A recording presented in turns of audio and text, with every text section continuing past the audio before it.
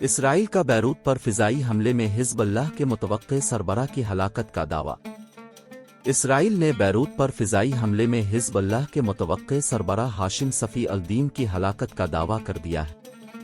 اسرائیلی فوج کا کہنا ہے کہ لبنان کے دارالحکومت بیروت پر اسرائیلی فضائیہ نے بمباری کی ہے۔ حملے کا نشانہ حزب اللہ کے سینئر رہنما ہاشم صفی الدین تھے۔ ہاشم صفی الدین حزب اللہ کے متوقع سیکریٹری جنرل تھے۔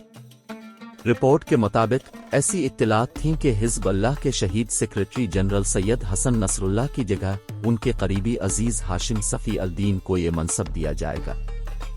حزب اللہ نے تاحال اسرائیلی دعویٰ کی تصدیق یا تردید نہیں کی، تاہم ایئرپورٹ کے قریب دھماکے سنے گئے اور دھوئیں کے بادل میلوں دور تک دکھائی دیے۔ اسرائیل نے یہ بھی دعویٰ کیا ہے کہ اس نے لبنان کی مزاحمتی تنظیم حزب اللہ کے لیے ہتھیار تیار کرنے والے رہنما محمد یوسف انیسی کو بھی شہید کر دیا ہے۔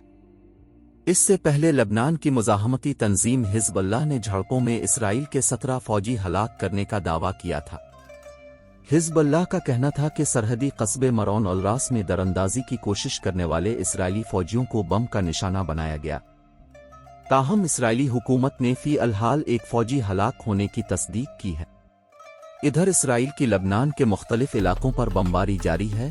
گزشتہ 24 گھنٹوں کے دوران اسرائیلی حملوں میں 37 لبنانی شہری جاں بحق جبکہ 151 زخمی ہو چکے۔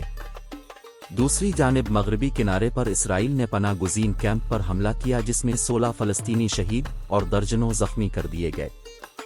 اسرائیلی فوج نے دعویٰ کیا کہ طول کرم پر حملے میں حماس رہنما یاسر عبدالراق مارے گئے۔ واضح رہے کہ اسرائیلی طیاروں نے جمعرات کی صبح بیروت میں کل 17 حملے کیے، جس میں سے ایک حملے میں 9 افراد کی ہلاکت ہوئی جبکہ باقی حملوں میں متعدد افراد زخمی ہوئے۔ الجزیرہ کی رپورٹ میں بتایا گیا کہ اسرائیلی طیاروں نے جس عمارت کو نشانہ بنایا وہ لبنانی پارلیمنٹ، وزیر اعظم کی رہائش گاہ اور اقوام متحدہ کے ہیڈ کوارٹر سے زیادہ دور نہیں، جبکہ حملے کے بعد عمارت میں آگ لگ گئی۔